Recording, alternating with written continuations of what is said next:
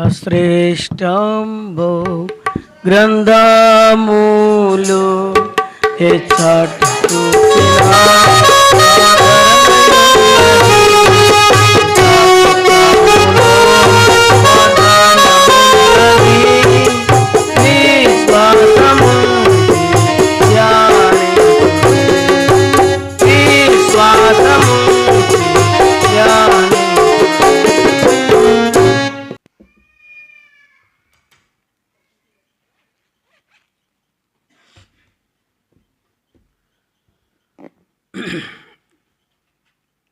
దేవుని వాక్యముల నుండి ఎఫెసీయులకు రాసిన పత్రిక 3వ అధ్యాయం. ఎఫెసీయులకు రాసిన పత్రిక 3వ అధ్యాయం 3, 11, 12 8 కలిసి ఉన్నాయి. ఆ భాగం మాత్రమే చదువుకుందాం. శోధింప సఖ్యం కాని క్రీస్తు ఐశ్వర్యము. మరలా చదువుకుందాం. శోధింప సఖ్యము కాని క్రీస్తు ఐశ్వర్యం. ఎఫెసీ పత్రిక 1:3 వచనం అందరం కలిసి చదువుకుందాం. 3 నుండి 6 కలిసి ఉన్నాయి. అందరం కలిసి పూర్తిగా చదువుకుందాం. 7వ వచనం వరకు చదువుకుందాం. మన ప్రభు అయిన యేసుక్రీస్తు యొక్క తండ్రి యొక్క దేవుడు స్తుతింపడును గాక. ఆయన క్రీస్తునందు పరలోక విషయంలోను ఆత్మ సంబంధమైన ప్రతి ఆశీర్వాదమును అనుగ్రహించను. ఎట్లనగా తన ప్రియనందు తాను ఉంచిన మనకు అనుగ్రహించిన తన కృప మహిమకు కీర్తి కలుగునట్లు తన చిత్త ప్రకారమైన దయా సంకల్పము చొప్పున యేసు క్రీస్తు ద్వారా తనకు కుమారులుగా స్వీకరించుటకై మనను ముందుగా తన కోసం నిర్ణయించుకొని మనము తన ఎదుట పరిశుద్ధులున్నై ఉండవలనని జగత్ పునాది వేయబడక మునిపే ప్రేమ చేత ఆయన క్రీస్తులో మనం ఏర్పరచుకున్నాం. దేవుని కృపామదైశ్వర్యమును బట్టి ఆ ప్రణియందు ఆయన రక్తం వలన మనకు విమోచనము అనగా మన అపరాధములకు క్షమాపణ కలిగి ఉన్నది. చదవబడిన లేఖన భాగమును దేవాది దేవుడు దీవించి ఆశీర్వదించును గాక. ఒకప్పుడు ఎఫెసీయులు మరి ఐశ్వర్యవంతులు కాదు. ఒకప్పుడు ఐశ్వర్యము లేని దరిద్రులు. ఒకప్పుడు లోక సంబంధమైనటువంటి వాటికి దాసులు. అక్కడ డయానా అనేటువంటి పిలువబడే ఒక గుడి ఉండింది 10 స్తంభాలతో. దానిలో వీళ్ళు దేవదాసులుగా కొంతమంది దాని దగ్గరికి వెళ్ళి జీవించినటువంటి వాళ్ళు. ఒకప్పుడు చచ్చిపోయినటువంటి స్థితి, ఐశ్వర్యం లేని స్థితి, భౌతికంగా కూడా నెమ్మది లేని వాళ్ళు.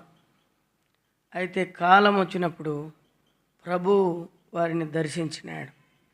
అందుకని ఆయన అన్నాడు, మీరు మీ పాపము చేత అపరాధము చేత మీరు చచ్చిన వారైనప్పుడు సహితము దేవుడు ఏం చేసినాడంట? క్రీస్తు యేసునందు ఏం చేసినాడు? బ్రతికించినాడు. ఇప్పుడు వాళ్ళని ఏం చేసినాడు? ఐశ్వర్యవంతులుగా చేసినాడు. అందుకని 7వ వచనంలో దేవుని కృపామహదైశ్వర్యం ఆ ప్రియుని యందు ఆయన రక్తం వలన మనకు విమోచనము అనగా మన పాపములకు మన అపరాధములకు క్షమాపణ కలిగి ఉన్నది. మన అపరాధములకు ఏం కలిగింది? క్షమాపణ. మన అపరాధములకు క్షమాపణ కలిగించినాడు ప్రభు అయిన దేవుడు. గనుక మనం ఎంతో ఇప్పుడు ఏమైపోయినాము? ధన్యులమైనాం. అందుకనే మనల్ని ఆత్మీయంగా ఐశ్వర్యవంతులుగా చేశాడు. దేవుని వాక్యంలో బైబిల్లో కొత్త నిబంధనలో ఒక్క లూకా సువార్తలోనే 4 ధనవంతులు ఉన్నారు. ఎంతమంది ఉన్నారు చెప్పండి? 4 ఉన్నారు. ఒకరి పేరు చెప్పండి. 4 అన్నారు కదా అంతా. చెప్పండి, ఒకరి పేరు అని చెప్పండి. ఎవరున్నారు? 4 అన్నా. ఒకరి పేరు మనకు బాగా తెలిసిన పేరు ఒక్కరిదని చెప్పండి. జక్కయ్య గురించే గుర్తు వస్తుంది కదా, మిగతా వాళ్ళ గురించి రాదు.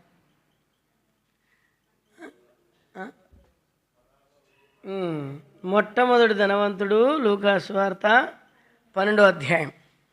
మొట్టమొదటి ధనవంతుడు లూకా సువార్త 12వ అధ్యాయం 15వ వచనం నుండి 15 నుండి చూడండి. లూకా సువార్త 12. కొత్త నిబంధనలో ఉన్నటువంటి ధనవంతుల గురించి చూద్దాం. వాళ్ళు ఎలాంటి ధనవంతులు అనేటువంటి మాటలు మనం ధ్యానిద్దాం. 15వ వచనం. మరియు ఆయన వారితో మీరు ఏ విధమైన లోభమును ఏలని జాగ్రత్త పడి ఒకని కలిమి విస్తరించుట వాని జీవమునకు మూలంగా. ఒకటి కలిమి విస్తరించుట వాని జీవమునకు ఏం కాదంట, మూలం కాదు. ఒకడేదో ధనవంతుడైతే ఉంటే ఏం దిగులు పడకండి, మేమవుతాము, మాకు వజ్రాలు దొరకాల, బంగారు దొరకాల, ఇవేం ప్లాన్లు ఏం చేయకండి. ఇవన్నీ అవసరం. ఒకవేళ దొరికితే కాదు అదృష్టమే, మంచిదే. అది ఉండలేదు, ఏం చేస్తాము మరి కదా. అయితే కింద రాయబడింది 16వ వచనం. మరియు ఆయన వారితో ఒక ఉపమానం చెప్పాను. ఒక ధనవంతునికి భూమి సమృద్ధిగా పండిను. అప్పుడు ఆ ధనవంతుడు, నా పంట సమకూర్చుకున్నటకు నాకు స్థలము చాలదు గనుక నేను ఏమి చేతునని తనలో తాను ఆలోచించుకొని, నేను ఇలాగూ చేతును, నా కోట్లు విప్పి వాటిని గొప్పవాటినిగా కట్టించి అందులో నా ధనమంతటిని, నా ఆస్తిని సమకూర్చుకొని, నా ప్రాణంతో నా ప్రాణమా, అనేక సంవత్సరములకు విస్తారమైన ఆస్తి నీకు సమకూర్చబడి ఉన్నది, సుఖించము, తినుము, త్రాగము, సంతోషించమని చెప్పుకుందును అనుకొనిను. ఓ మాట చదవండి. 21వ వచనం. ఆ దేవుని ఎడల ధనవంతుడు కాక తన కొరకే సమకూర్చుకున్నవాడు అలాగనే ఉండునని చెప్పాను. ఈయనేమో లోక సంబంధమైనటువంటి ధనవంతుడు, విస్తారమైనటువంటి ఆస్తి ఉంది. చెప్పండి, అందరు చెప్పండి. విస్తారమైనటువంటి ఆస్తి ఉంది. అయితే బాగా పంట వచ్చింది. ఏమొచ్చింది? పంట వచ్చింది. పంట ఇచ్చేది ఎవరు? దేవుడు. దేవుని వాక్యంలో ఉంది కదా, లేవీకాండం 20 ద్వితీయోపదేశకాండమా, లేవీకాండం 25వ అధ్యాయం 23వ వచనంలో భూమి నాది. భూమి ఏందంట? నాది. భూమి దేవునిది. దాని మీద ఉండడానికి వచ్చినటువంటి పరదేశులం మనం. అయితే ఈ భూమికి దేవుడు ఏం చేసినాడంటే భూమి మీద పంట వేసుకోవడానికి మార్గము చూపించినాడు. సరే, ఇప్పుడు భూమి దేవునిది అయితే ఈయనేమంటున్నాడు? నా భూమి సమృద్ధిగా పండింది. ఇతడు ఏ ధనవంతుడు అంటే భూ సంబంధమైన ఆశీర్వాదం మాత్రమే కోరుకునే ధనవంతుడు. ఆయనకు ఆత్మ సంబంధమైనటువంటి దాని గురించి అతనికి ఏమి లేదు. చెప్పండి, ఏమి లేదు. దేవుడు పంట ఇచ్చినాడని చెప్పి దేవుని ఎడల ధనవంతుడుగా లేడు. మనం కూడా అంతే కదా, డబ్బును బట్టి అతిశయిస్తాం, ఆస్తిని బట్టి అతిశయిస్తాం, అంతేనా కదా. యెహోవా నా బలమా, యెహోవా నా ఆశ్రయ దుర్గమా అట్లా చెప్పం మనం కదా. ఒకప్పుడు నా బలమా నా బలం అన్నాడు, ఒక ఆయన నా బలం ఎంత ఉందో చూసుకుందాం అనుకున్నాడు. చూసుకుంటే ఏమైంది? తెగుళ్ళు వచ్చింది. దేవుడు ఏమన్నాడంటే, తెగులు కావాలన్నా 7 సంవత్సరాలు పారిపోతావా? చెప్పు, ఏం కావాలా? 3 దినాలు తెగులు కావాలన్నా 7 సంవత్సరాలు దేశం విడిచి పారిపోతావా కదా. శత్రువులు వచ్చి నీ దేశమనంతా కొల్లబెట్టుకొని పోవాలన్నా ఏం చేయాలని చెప్పు అని అడిగినాడు. ఇప్పుడు కూడా మన బలమైన, మన ఆస్తి అయినా, మన అంతస్తు అయినా దేవుడు మనకి ఇచ్చినవి అని చెప్పి దేవుని ఎడల ధనవంతులుగా ఉండాల. అందుకనే ఈ ధనవంతుడు విస్తారముగా పండింది. దేవుని గొప్పతనం గురించి ఎరగలేకపోయినాడు. దేవుని వాక్యంలో ఈ మాత్రంగా రాయబడింది. చూడండి, కొరింథీయులకు రాసిన 2వ పత్రిక 9వ అధ్యాయం 10వ వచనం ఒక మాట చదవండి, త్వరగా చదవండి. విత్తువానికి విత్తనమును తినుటకును ఆహారం దయచేసేది ఎవరు? దేవుడే. విత్తడానికి విత్తనం ఇచ్చేది దేవుడే, తినేదానికి ఆహారం ఇచ్చేది దేవుడే. ఆయన అనుకుంటే ఏమైనా చేయగలడు మనల్ని. మనం ఎంత దుర్మార్గులమైన దేవుడు మనల్ని కరుణిస్తున్నాడు, ప్రేమిస్తున్నాడు, క్షమిస్తున్నాడు, దయ చూపిస్తున్నాడు కదా. లోకంలో ఆస్తి ఇస్తున్నాడు, అంతస్తులు ఇస్తున్నాడు, భూమి ఫలములు పొలము పంటను తినేటువంటి పురుగులను కూడా గద్దించినాడంట కదా. నీ పొలము పంటలను తినే పురుగును నేను గద్దించేదను, నీకు సమృద్ధైన పంటలు ఇస్తాను. దేవుడు ఇసాకును గురించి రాయబడింది ఆ 26వ అధ్యాయంలో. ఇసాకు ఆ దేశమందున్న వాడై పంట వేసి 100 ఫలము పొందెను. మీరు ఏమన్నాడు, మీరు తిన్న ఆహారము కొత్తదొచ్చే వరకు పాతదే మీరు తింటారు. ఏది కొరత లేకుండా ఇచ్చేవాడు. విత్తుడికి విత్తనాన్ని ఇస్తాడు, తినడానికి ఆహారం ఇస్తాడు. అపొస్తలుల కార్యం 14వ అధ్యాయం 17వ వచనం చదవండి. 17వ వచనం. అపొస్తలుల కార్యం 14వ అధ్యాయం 17వ వచనం. ఆయనను ఆయన ఆకాశం నుండి మీకు వర్షమును ఫలవంతములైన ఋతువులు అంటే అర్థమేంది? ఏంది ఋతువులు అంటే అర్థమేంది చెప్పండి అమ్మా. ఏ కాలానికి ఏమి ఇవ్వాలనో దేవుడు అన్నాడు కదా. ఎవరితో? నోవాహుతో. ఏమన్నాడు? విధకాలము, వేసవకాలము, శీతాకాలం ఉండక మానదు. ఇది మానవ మనుగడకి దేవుడు ఇచ్చినటువంటి ఫలవంతమైన ఋతువులు. తినడానికి ఆహారం, త్రాగడానికి నీళ్లు. నువ్వు ఏదైతే చేస్తే నీళ్ళు రావు. రకరకాల నీళ్లు రాలేదంటే ఏం చేస్తుంటారు? వర్షం రాలేదంటే ఏం చేస్తారు? రకరకాలుగా చేస్తుంటారు. పాపం వర్షమా నీవే మాకు దేవుడు అని చెప్తుంటారు. దేవుడు ఎక్కడ పోవాలన్నా పాపం ఇచ్చేటాయన. గనుక ప్రియులారా, దేవుడు తినటికి ఆహారము, ఇత్తడానికి ఇత్తనము, పొలానికి వర్షము, సమృద్ధి అయినటువంటి పంటలు ఇచ్చినాడు.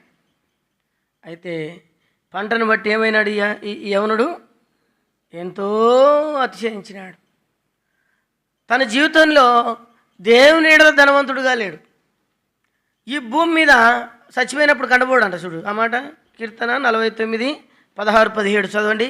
కీర్తన 49వ అధ్యాయం 16, 17 వచనాల్లో ఒకడు ధన సంపన్నుడైనప్పుడు, వాని ఇంటి ఘనత విస్తరించినప్పుడు భయపడద్దు.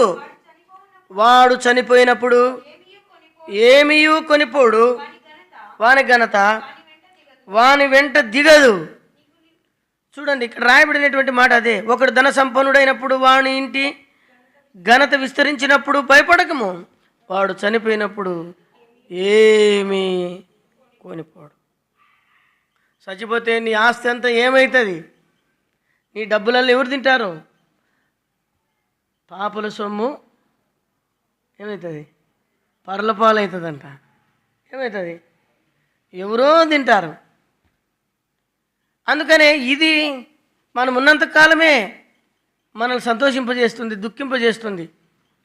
అయితే ఒక దినం వచ్చినప్పుడు మన ఘనతను, మన ఇక్కడ రాయబడినటువంటి మాటలు ఏం రాయబడినాయంటే, ఘనతను వాని వెంట దిగదు, వాని వెంట దిగదు, వాని ధనం వాని వెంట రాదు. అన్నిటిసి పెట్టుకోవాల్సింది. మా ఊర్లో ఒక ధనవంతుడు చిన్న బంకు కొట్టు పెట్టుకున్నాడు. అంటే చిన్న బంకు పెట్టుకున్నాడు, పాన బంకు. బాగా సంపాదించినాడు, మెడ మీద మెడ కట్టినాడు, సంపాదించినాడు.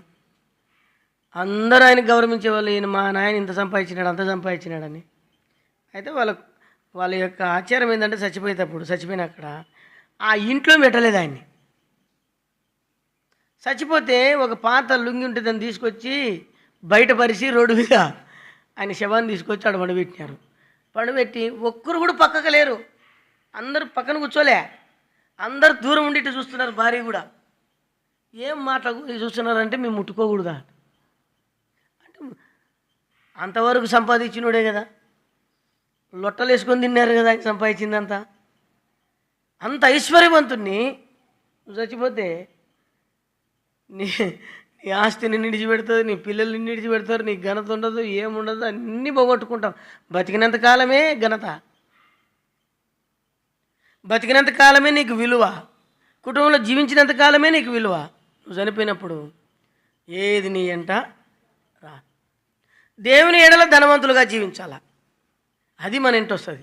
అందుకని అక్కడ రాయబడిన 21వ వచనంలో మనం చదివినాం, అతడు దేవుని ఎడల ఎట్లా కాలేదంట? ధనవంతుడు కాలే. అంటే ప్రభుని సంపాదించుకోలే, అన్న సంపాదించుకున్నాడు. ఓసారి ఓ పెద్ద ఆయమ్మ క్రైస్తురాలే, ఆయమ్మ మారు మనసు పొందలే. ఏం పొందలేదు? మారు మనసు పొందలే. ఆయమ్మకు 75 ఏళ్ళు వయసు, మారు మనసు పొందలే. పెద్ద డాక్టరు, ఒక పట్టణానికే, హైదరాబాద్ అంతటి పట్టణానికే ఫేమస్ డాక్టర్ ఆయమ్మ అనేది. ఎప్పుడు అందరూ నన్ను గనపరచాల, పూలమాలలేలా, నేను నాలాంటి డాక్టర్ ఇంకొకడు రాకూడదనేటువంటి గర్వంతో ఉండేది. అయితే ఒక దినం వచ్చింది, ఒక సేవకుడు వాక్యం చెప్పినాడు, మారు మనసు పొందింది. ఆమె చెప్పింది, మారు మనసు పొంది మేము బ్యాప్టిస్ట్కి పోయే వాళ్ళము చర్చికి, ఎనడే కానీ మారు మనసుల గురించి చెప్పలేదు. నేను దేవుని బిడ్డ నన్ను జీవించినాను కానీ ఆమె చేసిన పాపాల గురించి అంత చెప్తూ వచ్చింది. నేను ఒక పట్టు చీర, కంచి పట్ట, ఏం పట్టు అంటారు దాన్ని, కంచి పట్టేనా, వీళ్ళకైతే భలే తెలుస్తాయి. వీళ్ళు ప్రార్థనకు వచ్చేటప్పుడు మంచి బట్టలు కట్టుకురారు కానీ పెళ్ళింటికి పోయేటప్పుడు దయ్యాలు తిరిగిపోతుంటారు. ఏం రోగం. దేవునింటికి వచ్చేటప్పుడు ఎట్లుండాలా, విలువైన వస్త్రాలతో రండి, రాజులు రాణులక రావాలా. సరే, ఇప్పుడు ఆమె కంచి పట్టు హాస్పిటల్లో వచ్చేది, కొంగు ఇంత పెద్దగా ఉండేది, ఇంత పెద్దగా ఈడ్చుకుంటూ వచ్చేదంట. నా కొంగు అందరికి కనపడాలని అందరు అడిగేది, ఏమనగల, మేడం చీర ఎంత పెద్దది, మేడం చీర ఎంత పెద్దది, ఎంత పెద్ద కొంగు అని చెప్పాలంట. అప్పుడు ఆమెనేంది ఆ కొంగుని సాపేదంట, ఇట్లా పరిచేదంట. ఆ కొంగు నిండందే తృప్తిపడేది కదంట ఆయమ్మ. ఏంది మీకు అర్థమైందా? సాయంత్రం కల్లా ఏం నిండాలా, ఆ కొంగు నిండితే ఆ కొంగు నిండి ఇట్లా పట్టుకొని ఇంటికి పోవాలా. అయితే నీ ధనం నిన్ను రక్షిస్తుందే, నీ ఘనత నిన్ను రక్షిస్తుందే, నీ ఐశ్వర్యం నిన్ను కాపాడుతుందే. నువ్వు చచ్చిపోయినప్పుడు నీ ఘనత నీతో కూడా దిగదు. అయిపోయా, మారు మనసు పొందు, రక్షణ పొందు అని వర్తమానం వచ్చింది. మారు మనసు పొందింది. ఎన్నేళ్ళలో అప్పుడు ఆమె బాధపడేది, ఎప్పుడు మందిరంగా వచ్చేది, నీతిగా న్యాయంగా జీవించేది. ఆయమ్మని నా జీవితం అంతా నేను లోకంలోని ఘనతలకి, ఐశ్వర్యమునకు, బంగారుకి తిరగని అంగడే లేదంట. ఆయమ్మ బంగారం కొనని బంగారమే లేదట, అన్నీ ఉంటుంది. అన్నీ సంపాదించింది కానీ రక్షణ సంపాదించుకోలే, దేవుని ఎడల ధనవంతురాలు కాలేకపోయింది. ఇప్పుడు 75 ఏళ్ళలోనే ఏం రక్షణ పొంది ఏం చేసుకుంటుంది, అంత వయసు అంతా అయిపోయింది అని చెప్పి దేవుని మందిరానికి క్రమంగా వచ్చేది, అన్ని గుడిగలకు వచ్చేది క్రమంగా. ఆమె ఎట్లా మనిషి తెలుసా, ఆమె ఆ దినాల్లో రావాలంటే ఒక రిక్షా తీసుకొని రావాలేమని. రిక్షా అంటే 3 గంటలు, ఇప్పుడు రిక్షా తెలియదు కదా. రిక్షా ఎవరైనా చూసినారా? మా చిన్నతనంలో అయితే రిక్షాలు చూసినాం. రిక్షా అంటే 3 గంటల, సైకిల్లోనే 3 గంటలు ఉంటుంది, ఇది తెలిసే భాషలో.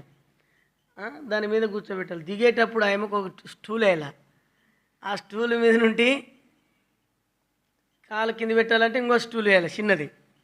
అట్లా దిగేది ఆంటీ, అట్లా దిగేది. ఒక పొరపాటు చిన్నగా ఉన్నోళ్ళు కానీ ఆమెను పట్టుకున్నారనుకో వాడు అంతే కథ, ఒత్తితే అంతే. అట్లాంటి ఆమె అలాంటి జీవించింది. లోకంలో అంతా నాకు తెలుసు, వాక్యం దేవుడెవరో నాకు తెలుసు అని చెప్పుకునింది, కానీ మారు మనసు లేకుండా జీవించింది. అప్పటి నుండి దేవుని 95 ఏళ్ళు బతికింది ఆయమ్మ. తర్వాత 75 ఏళ్ళ నుండి 95 అంటే ఎంత, ఎన్నేళ్ళు బతికింది? 20 ఏళ్ళనా? 20 ఏళ్ళు బతికింది. 20 ఏళ్ళు ప్రభు కొరకు జీవించి సంతోషంగా రక్షణ పొంది ప్రభు ఎడల కూడా ఏమైపోయింది, ధనవంతురాలు అయిపోయింది. ఈ ధనవంతుడు చూడండి ఇప్పుడు ఏమంటున్నాడు, ఈ ధనవంతుడు ఏమంటున్నాడు, చదవండి.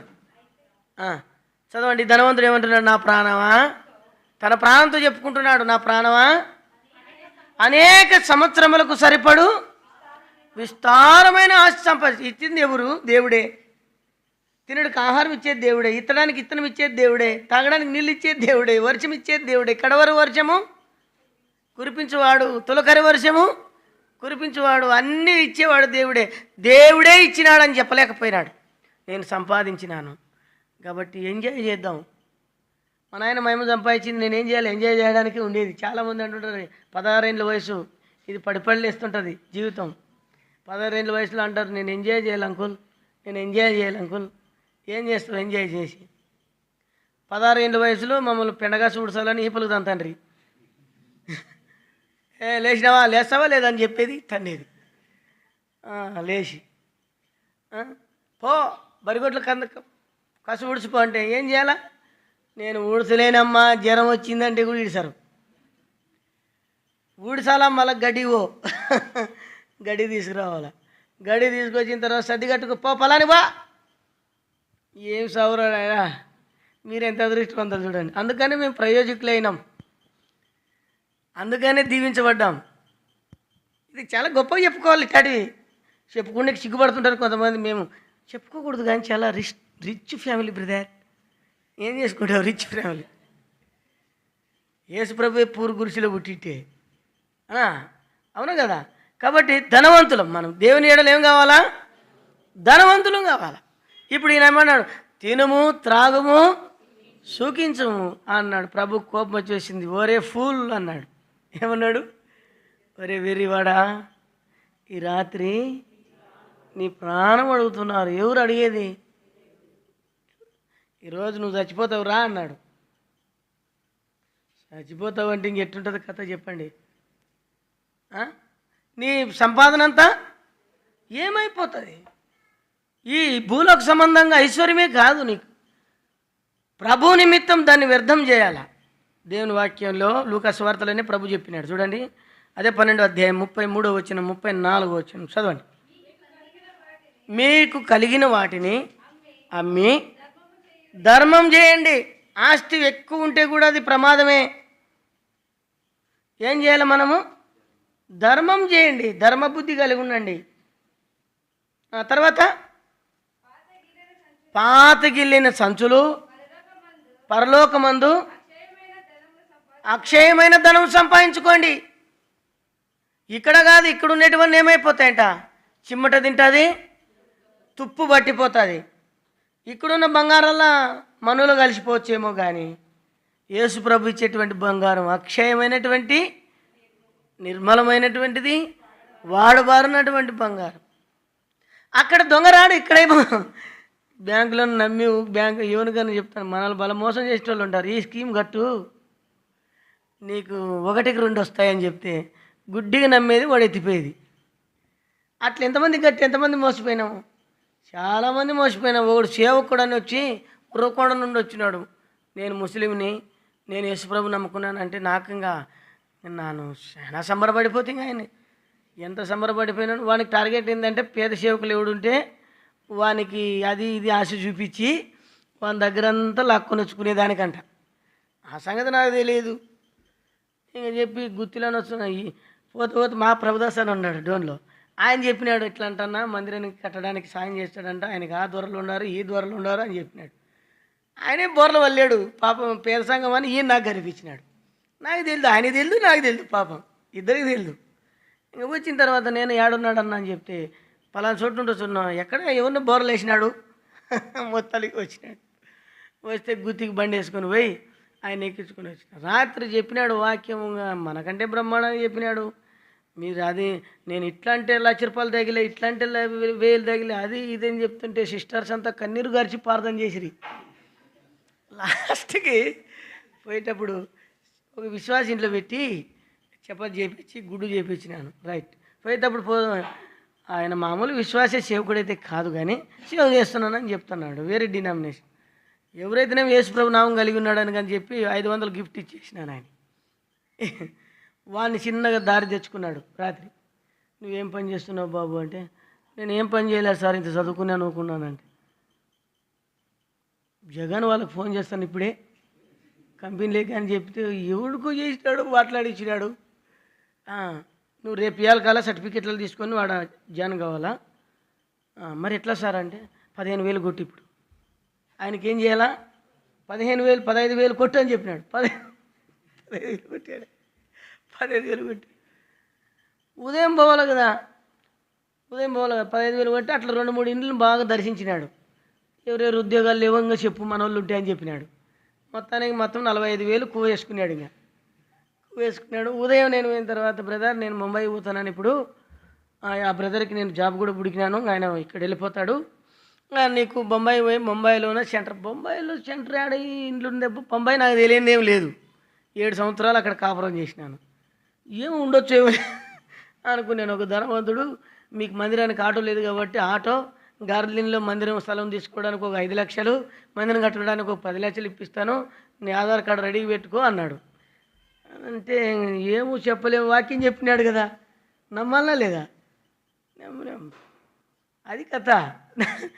నమ్మిన తర్వాత లాస్ట్లో చెప్పకూడదు కానీ సిగ్గుపోతుంది కాబట్టి చెప్పాల్సి వచ్చింది.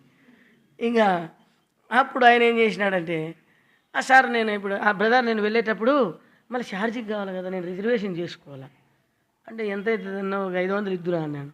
500 ఏమిటికి అవుతుంది బ్రదర్, ఒక 5,000 కొట్టు అన్నాడు. 5,000 కొట్టు అంటే నాకు 5,000 అంటే ఆడోడు అని చెప్పి వాళ్ళ వీళ్ళ దగ్గర ఇప్పించి 3,000 ఆయన చేతిలో పెట్టినాను.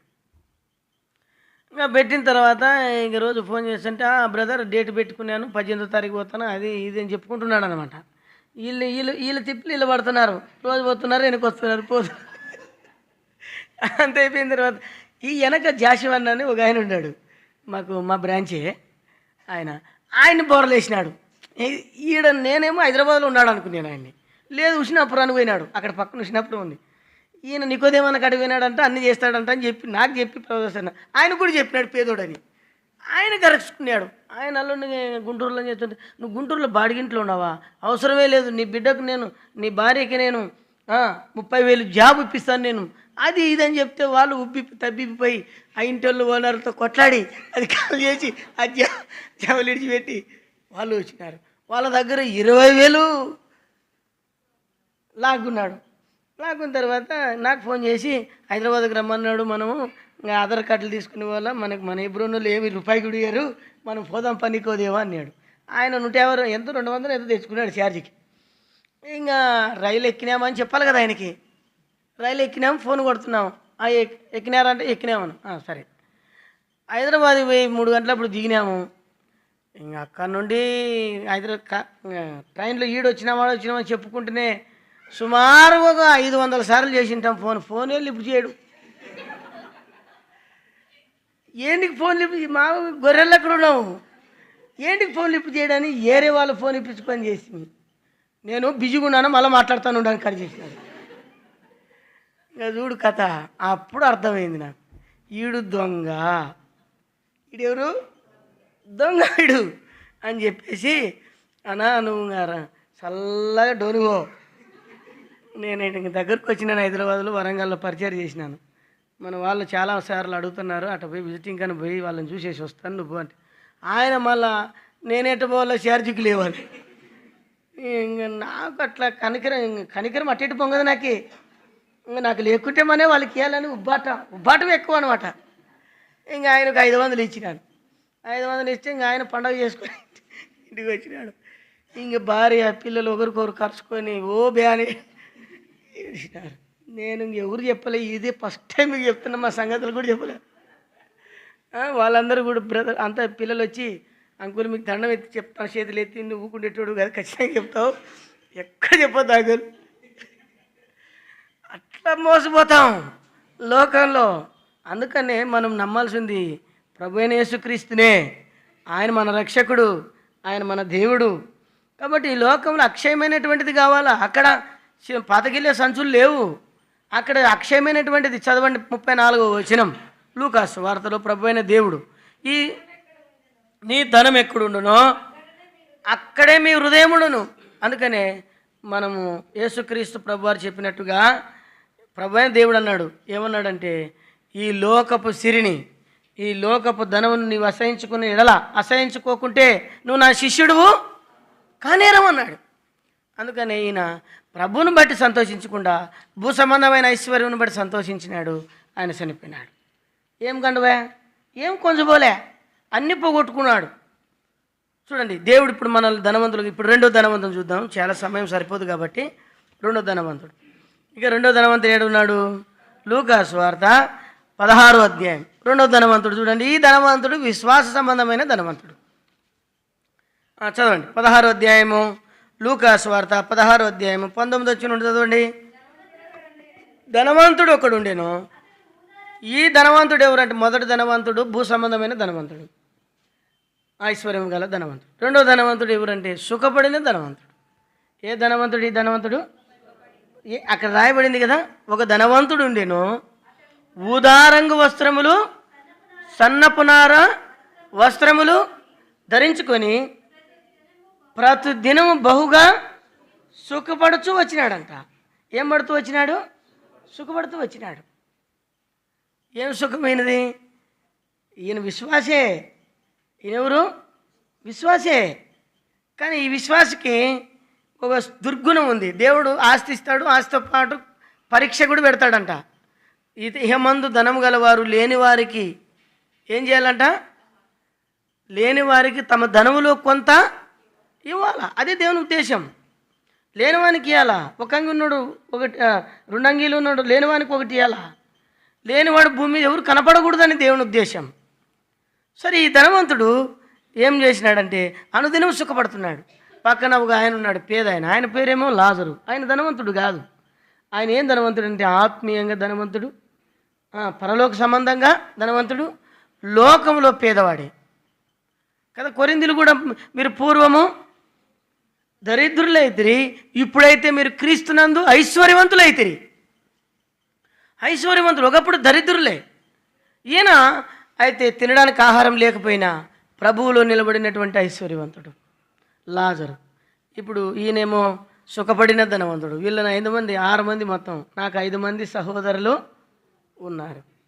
వాళ్ళందరూ విశ్వాసులే. వాళ్ళందరూ బాగా ఘనంగా దేవుని ఇంట్లో ఉన్న వాళ్ళే. బాగా మనలక్కడే డబ్బును బట్టి అతిశయపడిన వాళ్ళే. కానీ ఏం జరిగింది? కనికరపడలే. కనికరం లేని ధనవంతుడు. ఏ ధనవంతుడు? ఈ ధనవంతుడు కనికరపడలే. ఎవరు కనికరపడ? తోటి సహోదరుని ఏడల కనికరపడలే. తోటి సహోదరుడు ఆకలి దప్పులతో ఉంటే ఆహారం నీళ్ళు ఇవ్వలే. అందుకు పోగొట్టుకున్నాడు. అందుకు పోగొట్టుకోవాల్సి వచ్చింది. అందుకనే ఈ ధనవంతుడంట, మీకు చెప్తాను,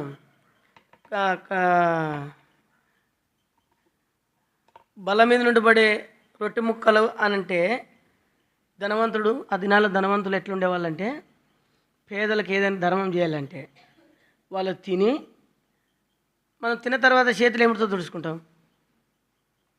చెప్పండి? ఏమిటితో తుడుచుకుంటారు? మసిగుడ్డుతోనా ఏదన్నా గుడ్డతో తుడుచుకుంటారా? చెప్పండి, ఏం చెప్పకున్నారే? అంటే ఇవి కూడా చేయరా మీరు? ఆ టవల్తోనే ఏదో అంతా తుడుచుకుంటాం కదా. వాళ్ళు అట్టలేదు ధనవంతులు. ఆ దినాల్లో పేదవాళ్ళకి ఏమని చేయాలంటే వాళ్ళు తిన్న తర్వాత రొట్టె తీసుకొని చేయి నీట్గా తిక్కునేవాళ్ళు. దానికి రొట్టెకి తిక్కొని ఆ రొట్టెని తీసుకొని పోయి ఆ దరిద్రులకు వేసేవాళ్ళు. అర్థమైందా? అట్లా తిన్నాడు ఎవరు? ఈ విశ్వాసి తోటి విశ్వాసిని ప్రేమించాలనా లేదా? ఇద్దరు ఒక మందిరానికి వస్తున్నారు కదా. మందిరంలో ధనవంతులైనటువంటి వాళ్ళు మందిరంలో పేదవాళ్ళైనటువంటి వాళ్ళకి సహాయం చేయాలా, వాళ్ళ ఇబ్బందులు పరామర్శించాలా, పెదవరాన్లు ఉంటే సహాయం చేయాలా. నీ ధనం నీకాడే పెట్టుకో. ఒక దినం చచ్చిపోతే పాపుల సొమ్ము పర్ల పాలైనట్టు ఎక్కడి నుండి వస్తారు? అందరూ వచ్చి పీక తింటారు, పోతారు. అర్థమైందా? కాబట్టి దేవుని బిడ్డలారు, ఈ ఐశ్వర్యం నువ్వు పొందాలంటే, దేవుని రాజ్యంలో ఐశ్వర్యం పొందాలంటే, ఈ లోకంలో ధనవంతుడుగా నువ్వు జీవిస్తున్నావు, మంచిదే, సంతోషమే. దేవుడు ఇచ్చినాడు ఆ ధనం, దాన్ని బట్టి అతిశయించబాక. అంటే నీ తోటి వాళ్ళు సాటి విశ్వాసాలు సరిగా లేకపోతే, బలహీనంగా ఉంటే వారు అక్కర అవసరం తీర్చు. నీవు తిని మిగిలిన తర్వాత సర్ది పెడుతుంటారు చూడి, అట్లా పెట్టకూడదు. మా సిస్టర్తో నేను చెప్తాను, సర్దిది ఏదైనా మిగిలితే ఏది వాళ్ళకి పెట్టద్దు అని చెప్తాను నేను. దేవుని బిడ్డలకి ఎవరికి నువ్వు సర్దిది మిగిలినది వేస్ట్ అవుతుంది అనద్దు. వేస్ట్ అయినా చింతలేదు, కానీ వాళ్ళకి శ్రేష్టమైనదే పెట్టు, వండి పెట్టు. కానీ వాళ్ళకి అవసరమైంది అంటే మనం పేదవాళ్ళమే కదా. అయ్యో మనకంటే పేదవాళ్ళు ఉన్నారు భూమి మీద, మనకంటే పేదవాళ్ళు ఉన్నారు. మనమే పేదవాళ్ళం అనుకుంటే మనకంటే పేదవాళ్ళు ఉన్నారు భూమి మీద. ఒకరు బైబిల్ వాక్యం, దేవుని వాక్యంలో రాయబడింది, పేతురు పత్రికలో ఏం రాయబడిందంటే, ఒకరికొకరు ఏమంట, ఒకరి భారములు ఒకరు మోస్తూ క్రీస్తు యొక్క నియమము పాటించాలంట. ఒకరి భారం ఒకరు మోయాల, ఒకరి అవసరములు ఒకరు తీర్చాలా. ఒకప్పుడు మనం, ఇప్పుడు వాళ్ళు. అర్థమైందా? ఇప్పుడు లాజరు చనిపోయినాడు, ఆయన కూడా ఒకటే రోజే చచ్చిపోయినాడు. వీళ్ళ దరిద్రం ఎట్టుంది చూడు కథ. ఆ ధనవంతుని దరిద్రం ఎట్టుంది. నీతిమంతుడు చచ్చిపోయిన రోజు. ఇప్పుడు పేదోనికి పోతారా, ధనవంతునికి పోతారా? ధనవంతునికి వచ్చింటారు కదా.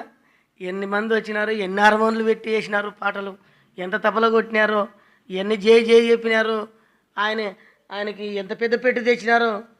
వాడు ఒకడు తాగుబోతాడు చచ్చింటే వానికి మంచి పోరాడితీవని రాసినారు.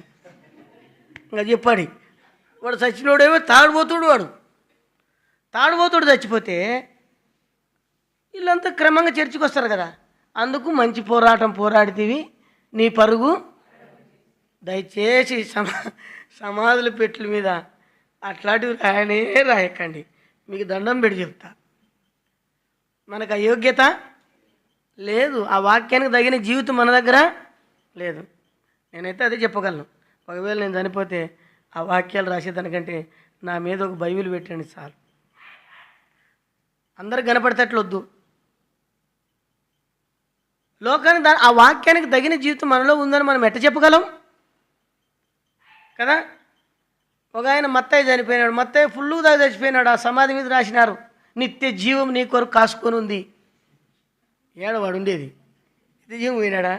మత్తయ్య ఎవరన్నా ఉంటే మీరు ఫీల్ అయ్యారు మళ్ళా. కాబట్టి అట్లాంటివి. ఇప్పుడు ఈయనకి ఎన్ని పాటలు జరిగినాయో, ఎంత జైలు చెప్పినారో, ఎంతమంది వచ్చినారో. 5 మంది తమ్ముళ్ళు వచ్చింటారు కదా, కుర్చీలు వేసి కూర్చుంటారు. మైన చచ్చిపోయినాడు, అందరికి మెసేజ్లు వచ్చేసినారు. లాజరు చచ్చిపోతే ఎవరూ పారాయలే, ఎవరూ పోలే. ఎవరో మున్సిపాలిటీ వాళ్ళు, ఎవరో సిస్టర్సో బ్రదర్సో కుక్క చచ్చిపోతే ఎట్లా చేస్తారు, అట్లా ఎవరో దయ తెలిసి కనికరపడి పాపం బతికినంత కాలం దరిద్రుడుగా బతికినాడు. ఇప్పుడు చచ్చిపోయినాడు. ఏం చేయాలా? తీసుకొని పోయాడు, పారేసినారు. ఎవరు పోలే, ఎవరు పోయినారో ఎవరు చెప్పలే. అయితే ఇప్పుడు ఎవరు ఆత్మీయంగా ధనవంతులు చెప్పండి. కాబట్టి విశ్వాసాలు కూడా చాలా జాగ్రత్తగా ధనాన్ని ఉపయోగించాలా. అర్థమైందా? దాన్ని చాలా జాగ్రత్తగా ఉపయోగించాలా. ఇప్పుడు దేవుని రాజ్యంలో కనపడినాడు ఎవరు? అబ్రాహాం రొమ్మున అనుకున్నాడు లాజరు పోయి. ఈయన అంటాడు కిందుండి పాతాళంలో, ఇక్కడ వాళ్ళు అక్కడ పోనీకి లేదంటే, అక్కడ వాళ్ళు పాతాళంలో ఏముంటుంది చెప్పండి. పాతాళంలో ఏముంటుంది? అగ్ని పాతాళంలో ఉండదు. ఎందుకంటే మాట్లాడతారు మీరు. పాతాళంలో నీళ్లు దొరకవు. ఏం దొరకవు? నీళ్ళు నీళ్ళు నీళ్ళు అంటాం. ఈ శరీరంతో చచ్చిపోయిన తర్వాత ప్రభు వచ్చినప్పుడు, మధ్యాకాశానికి వచ్చినప్పుడు, ఏళ్ళ పరిపాలన అయిన తర్వాత అందరు మరి ఏడాడు చచ్చిపోయినావు, మందుతో చచ్చిపోయినది, పెండ్లంతో కొట్లాడి చచ్చిపోయినది, పాపంలో పడి చచ్చిపోయినది, సముద్రం అందరికి ఇవే నరాలు, ఇవే ఎముకలు, ఇవే అన్నీ పుడతాయి. మళ్ళా అందరు పోయాడ ఆత్మతోనూ శరీరంతోనూ అగ్నిలో కాల్చు దేవుడు కదా, ప్రాణమును శరీరమును. అప్పుడున్న పాతాళంలో ఉన్న వాళ్ళ పాతాళంలో నీళ్లు దొరకలే. నీళ్ళు ఒక్క చుక్క నీళ్ళు దొరకమంట. అయ్యో నీళ్ళు నీళ్ళు నీళ్ళు అని. ఇప్పుడు అనుమానం వచ్చి ఆ దూరం చూసినాడు. ఎవరిని? విశ్వాసులకు తండ్రి అయినటువంటి అబ్రాహాముతో అంటున్నాడు ధనవంతుడు. ఏమంటున్నాడు? తండ్రి అయినా అబ్రామా ఏమంటే లోతు కొరకు ప్రార్థన చేసినావు, నా కోసం చేసింటే బాగుండేవు కదా. అట్లా అంటూ మనమైతే కనపడితే, తండ్రివైన అబ్రామా అంటే, తండ్రివైన అబ్రామా నా మీద కనికరించు. తర్వాత ఏమన్నాడు? లాజరును పంపయ్యా, ఆ చిటికినేలకు వేల కొనలో ఉన్నటువంటి ఒక డ్రాప్ నీళ్ళు అయినా నాకు ఈ చల్లార్చలు, నా నాలుగును చల్లార్చు. నీళ్ళతో దాహముతో అరసి కొట్టుకుంటున్నాడంట. అప్పుడు ఏమైంది? ఏమన్నాడు? నా కుమారుడా అన్నాడు. చూడండి కదా, ఏమన్నాడు? కుమారుడా, నీవు బ్రతికినంత కాలం ఎవరికేం చేయలే. లాజరుకు నువ్వేం చేసినావు? నీ చేతులు తుడుచుకొని బల్ల మీద నుండి పడేసిన రొట్టెలున్నాయే, ఆ వ్యక్తిని కనికరించలే. నువ్వు నీ ఇష్టాచారంగా జీవించినావు, దేవుని వాక్యానికి వ్యతిరేకంగా జీవించినావు, దేవుని వాక్యానికి లోబడలే. అందుకని ప్రియుడా జాగ్రత్తగా జీవించు. ఏమన్నాడు? అప్పుడు అయితే ఇంకొక మాట అడిగినాడు. ఎట్లయినా కానీ మా తమ్ముళ్ళు ఉన్నారు, వాళ్ళకన్నా ఇప్పుడుంటైనా సరిగ్గా బతకండి రా, వాళ్ళ వీళ్ళు తిట్టాకండి, మడతంగా ఉండండి సంఘంలో అని చెప్పడానికి లాజరునే పంపయ్యా అని. ఎందుకు? ఆడ సంసోన్ అన్న ఉన్నాడు, ఆడెవరు ఉన్నారు, దానియేలు అన్న ఉన్నాడు. వాళ్ళు మాటలు వింటే చాలు, ఎవరు మాటలు అవసరమే లేదన్నట్టుగా దేవుడు అక్కడ మాట్లాడతాడు, అబ్రాహాం మాట్లాడతాడు. కాబట్టి ఎవరు పోకూడని, ఎవరు ఇక్కడికి రాకూడని స్థలాన్ని, అగాధాన్ని దాటి వచ్చాడు యేసు ప్రభు, నన్ను ధనవంతులుగా చేయాలని. ఎవరు రాలేదు, అక్కడ వాళ్ళు అక్కడ పోనీకి లేదు, అక్కడ వాళ్ళు. సరే, ఇప్పుడు నరకంలో ఏముంటుంది? నరకంలో ఏముంటుంది చెప్పండి? నరకంలో ఏముంటుంది? ఊపిరి ఆడదు. నరకంలో ఆడదు, ఊపిరే ఆడదు. ఏమంటాం? ఓ బ్యాన్ కొట్టుకుంటాం. అంటే ఊపిరి ఆడని మంచి ఎట్లుంటాడు? ఊపిరి పీల్చుకునేటప్పుడు ఎట్లుంటుంది? ఎట్లా పెడతాడు కళ్ళు? ఇప్పుడు ఊపిరి ఆడని మంచి బయట ఆక్సిజన్ లేదనుకోండి, ఎట్లా కొట్టుకుంటాడు? కనుగుడ్లు పెద్దగా కదా, వెర్రి చూపులు, ఏమవుతుందో తనకు తెలియదు. నరకం అంటే అదే. అర్థమైందా? నరకాన్ని తీసుకువెళ్ళినప్పుడు నరకంలో అగ్ని ఆరదు, పురుగు సాగుదు. ఇది మన జీవితం అవుతుంది. అందుకని లోకంలో జాగ్రత్త ఉండాలి. ఈ రెండో ధనవంతుడు తన సహోదరుడిని ప్రేమింపలేని ధనవంతుడు. దేవుడిచ్చిన ధనమును బట్టి అతిశయించినాడు. దేవుడిచ్చిన రక్షణను బట్టి దేవుడిచ్చిన ఆస్తిని బట్టి దేవుని మయంపరచకుండా, ఇతరులకు సాయం చేయకుండా ఇదైపోయినాడు. మూడో ధనవంతుడు చూడండి. మూడో ధనవంతుడు ఎక్కడున్నారు మీరే చెప్పాలా? 18వ అధ్యాయం లూకా సువార్త 18, 25 చదవండి. ధనవంతుడు పైన చదవండి అమ్మా, 18 నుండి చదవండి. ఒక అధికారి ఆయనను చూచి, సద్బోధకుడా, నిత్య జీవమును పొందుటకు నేనేమి, 21 వచ్చింది చదవండి ఒక మాట, అంత వద్దు మనకు. అందుకు అతడు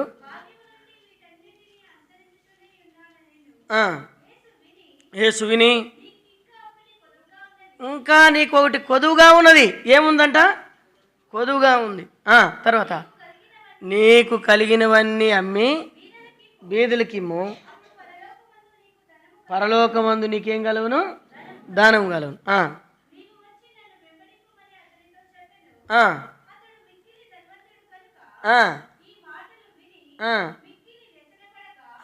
మిక్కిలి ధనవంతుడు అంట. ఏ ధనవంతుడు? మిక్కిలి ధనవంతుడు. ఏదయ్యా అధికారి ఒక స్థానంలో ఉన్నాడు, ఒక ఆయన అధికారం రాశాడు కదా, ఒక స్థానంలో ఉన్నాడు, మిక్కిలి ధనవంతుడు అని ఎవరిని అంటాం? అంబానీ లాంటి వాళ్ళని అంటాం. అయితే ఆయనకు మంచి లక్షణాలు ఉన్నాయి. పాపం చేయలే, వ్యభిచారం చేయలే, మంచి ధర్మశాస్త్రాన్ని పాటిస్తున్నాడు, తల్లిదండ్రులు సన్మానిస్తున్నాడు, అన్నీ ఉన్నాయి, బాగానే ఉంది. కానీ ఆస్తి అక్రమంగా సంపాదించుకున్నాడు. ఆస్తి తంది కాదు, అది అక్రమంగా సంపాదించుకున్నాడు. మిక్కిలి ధనవంతుడు, అందరు కడుపులు కొట్టినాడు. మరి 100కి 10 రూపాయలు వడ్డీ తీసుకున్నాడు ఏమో మనకు తెలియదు. ఎట్లా సంపాదించుకున్నాడు? మొత్తానికి సంపాదించుకున్నాడు. అడ్డదారులు దొక్కినాడు. మళ్ళా బాగా నీతిగా మాట్లాడతాడు, పరిశుద్ధంగా కనపడతాడు, అందరికీ కనపడతాడు. అప్పుడు ప్రభు అన్న మాట ఏంటంటే, ఇది పేదలది, ఇది నీది కాదు, నువ్వు సంపాదించింది కానే కాదు, నువ్వు దాన్ని అంతా అమ్మి పేదవాళ్ళకి ఇచ్చేసి నువ్వు నా ఇంటి రా. ప్రభు అన్నాడు కదా, ప్రభు వెంట వచ్చిన వాళ్ళతో పేదలు అడిగినాడు, నాయనా మమ్మల్ని ఏమో ఓడి ఇడిచిపెట్టరమ్మంటివి, అన్నీ ఇడిచిపెట్టి వచ్చినాం, మరి మాకేం దొరుకుతుంది అంటే ప్రభు అన్నాడు కదా, ఏమన్నాడు? ఈ భూమి మీద నా నిమిత్తం ఇండ్లనైనను, అక్కజల్లెనలైనను, అన్నదమ్ములైనను, ఆస్తులను, భూములను ఇడిచిపెట్టి వచ్చిన ఇడలా ఈ ఇహమందు 100 రేట్లు పొంది పైగా నిత్య జీవం అంట. అంటే దేవుడిస్తే తీసుకుంటే వచ్చి ఈ డవరీ అంటే దీన్ని ఏమంటామంటే, డబ్బు వచ్చే మార్గానికి ఏందేందో అక్రమంగా అడ్డదారులు దొక్కి సంపాదించుకోవడానికి మాత్రం చేయొద్దు, అస్సలు చేయకూడదు. అది దేవుడు ఇస్తాడు మనకు, దేవుడు ఇస్తాడు, ఇస్తే తీసుకుందాం, లేకుంటే పేదలుగానే జీవించి ఇట్లనే కాలం గడిచిపోదాం, అంతకంటే భాగ్యం ఏంది లేదు. సరే, కాబట్టి ధనవంతుడు ఏం చేసినాడంటే బాధపడ్డాడు. బాధపడి ఏం పోగొట్టుకున్నాడు చెప్పండి? నిత్య జీవాన్ని పోగొట్టుకున్నాడు. నిత్య జీవం పొందడం నేను ఏం చేయాలని వచ్చినాడు ఫస్ట్. చాలా అందుకని యేసుప్రభు అన్నాడు, అతన్ని ప్రేమించినాడంటే యేసుప్రభు. అక్కడ రాయబడింది, యేసు అతన్ని ప్రేమించి ఏం చేసినాడు? ప్రేమించినాడు. అయితే అతడు నిత్య జీవాన్ని పోగొట్టుకున్నాడు. ఈ ధనవంతుడు ఎవరు? నిత్య జీవమును పోగొట్టుకున్న ధనవంతుడు. మొదటి ధనవంతుడు చెప్పండి.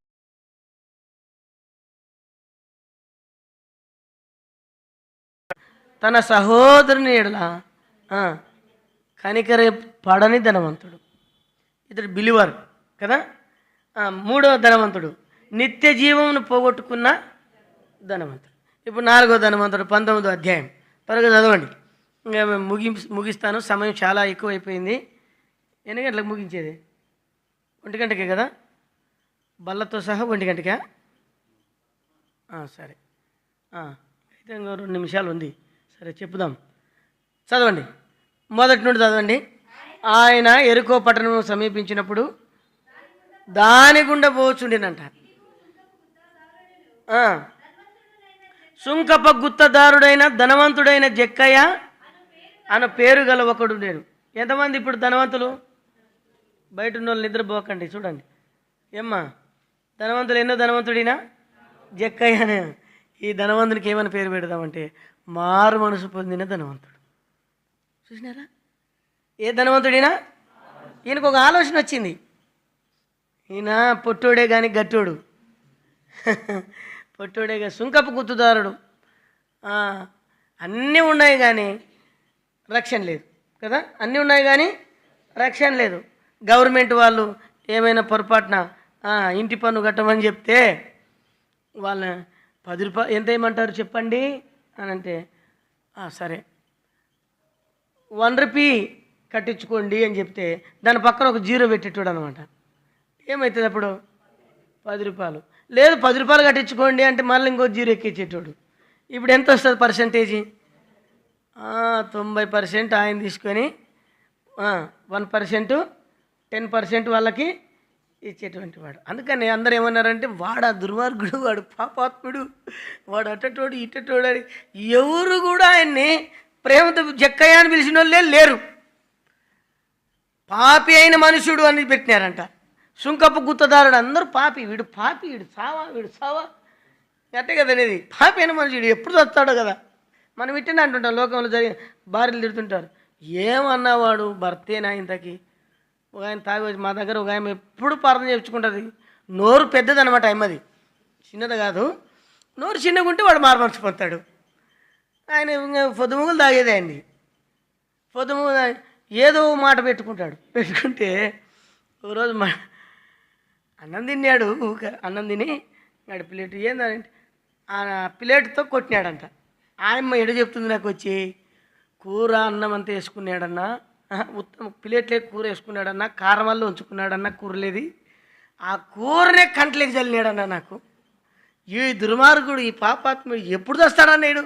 దేవుని అడుగు, దేవుని వాక్యం ఏం చెప్తుంది? దుర్మార్గుడు తన దుర్మార్గులు చనిపోవటం వల్ల నాకు సంతోషం లేదు, మారు మనసు పొందాలా. భర్తను అట్లా తిడుతుంటారు. నువ్వు మందిరానికి పోతావే, ఇటు తిడతావే అన్నాడు అనుకో, నేను మంచిగా మాట్లాడతాను, నాకు కానీ బింగిరి లేగిందనుకో. ఓ రోజు నేను కూర్చున్నా, విజిటింగ్ పోయినా.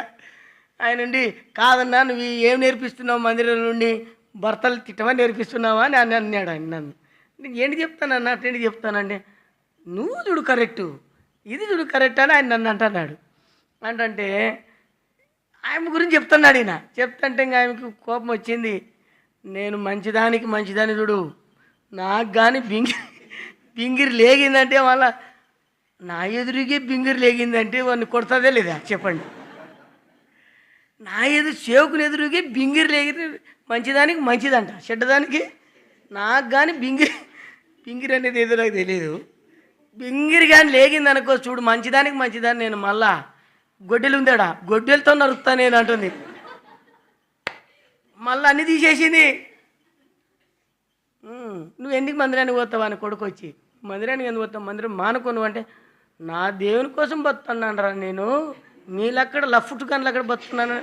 ఇట తిడతారు కొంతమంది. దేవుని ఇంటికి వచ్చి ఏం మారు మంచి పొందినారో అర్థం కాదు. కొడుకులం కూడా ఇంకా చూడు సుప్రభాతం ఎట స్టార్ట్ చేసింది చూడు, ఎట రావాలన్నా మేము మందిరానికి ఈమెను బట్టే మేము రాకుండా అని. ఇట్లాంటి వాళ్ళు కూడా ఉంటారు. గనుక ప్రియులరా, పాపి అయిన మనుషుడు అని పిలిచినారు అందరూ. పాపి అయిన మనిషిని బట్టి అందరూ ముద్ర వేసినారు. ఆ దుర్మార్గునికి, అలాంటి వ్యక్తికి ఒక ఆశ పుట్టింది కదా. ఏం పుట్టింది ఆశ చెప్పండి? యేసు ఎవరో అని చూడగోరినాడంట. కానీ పొట్టివాడైనందున ఏమి లేదు. పొట్టివాడు అంటే అర్థమైంది, ఆత్మీయంగా పొట్టివాడు, ఆత్మీయంగా పోషణ లేదు, ఆత్మీయంగా మరుగుజ్జు, ఇతరులకు ఏం సహాయం చేసేటువంటి స్థానము లేదు. కొంతమంది ఏం పొట్టిగుంటే కూడా అది ఆశీర్వాదకరంగానే పుట్టిస్తాడంటాం. ఎందుకు పుట్టించినావని అనకూడదంట దేవుణ్ణి. వరంగల్లో ఒకసారి ఒక ఆయన మరుగుజ్జు ఆయన పుట్టినాడు. మరుగుజ్జు ఆయన పుడితే మరుగుజ్జు ఆయన వస్తే ఊర్లో పిల్లలతో మరుగుజ్జోడు వచ్చాడు, మరుగుజ్జు వచ్చాడు, అందరూ సున్నికి వస్తారా లేదా? ఆయనకి ఎవరో పోయి సువార్ చెప్తే రక్షించబడ్డాడు. మరుగుజ్జు ఆయన అంటే చెల్లులో ఒక ఆయన ఒక ఆయన పశ్చిమ గోదావరి అక్కడ సైడు ఆయన చెప్తాడు, ఉత్త నవ్విసుకుంటూ మాట్లాడతాడు. అట్లా కాదు, ఆయన ఇంకా మరుగుజ్జు గింతే ఉండాలి. భక్ష్య అంకులు దినాల్లో ఉన్నాయి. అట్లాంటి వాడు నేను సేవకు వస్తాను, దేవుడు సేవకు పిలిచినాడు, సేవకు వస్తానంటే ఆయనకి 2 టేబుల్ లేచి నిలబెట్టాలి పులిపిట్టి పైన. ఇప్పుడు ఎట్లా?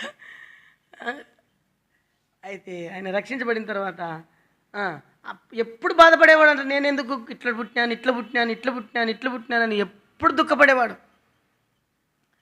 అయితే ఆయన సవాసం ఎట్లాంటి వెళ్తానంటే ఒక్కోరు 6 అడుగులు ఉంటారు చూడు, వాళ్ళతో సవాసం చేసేటోడు ఆయన, సేవకులతో చేసేసి అన్నా మనం సువార్త పోదాం పొన్నా అంటే పోదామంటావా అంటే 7 మంది ఎక్కువ ఉంటే ఆడ సంత మార్కెట్ కానీ అడగను ఓ అనేటోడు.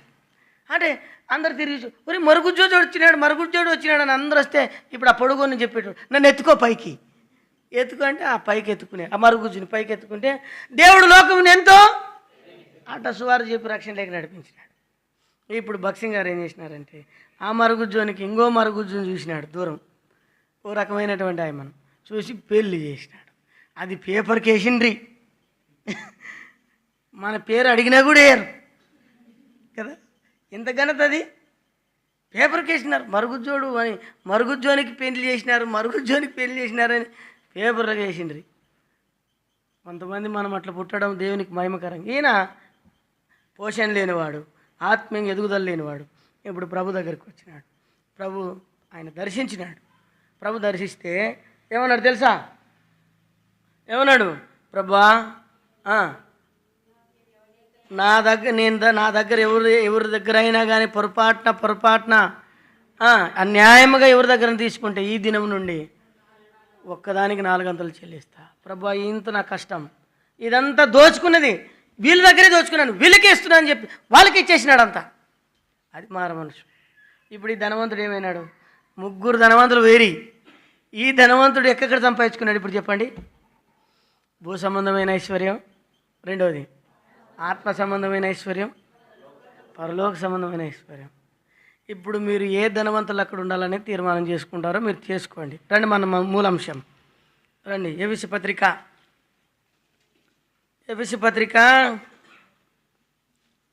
3వ అధ్యాయము చదవండి. 11వ వచనం అందరం కలిసి ఆ భాగంలో అదొక భాగం కూడా చదువుదాం. శోధింప సఖ్యము కాని క్రీస్తు ఐశ్వర్యము. తర్వాత ఎఫెసీ పత్రిక 1:3 అందరం కలిసి అదొక వచనమే. మన ప్రభు అయిన యేసుక్రీస్తు యొక్క తండ్రి అయిన దేవుడు స్తుతింపడును గాక. ఆయన క్రీస్తునందు పరలోక విషయంలో ఆత్మ సంబంధమైన ప్రతి ఆశీర్వాదమును మనకు అనుగ్రహించెను. దేవుడి వాక్యం దీవించును గాక.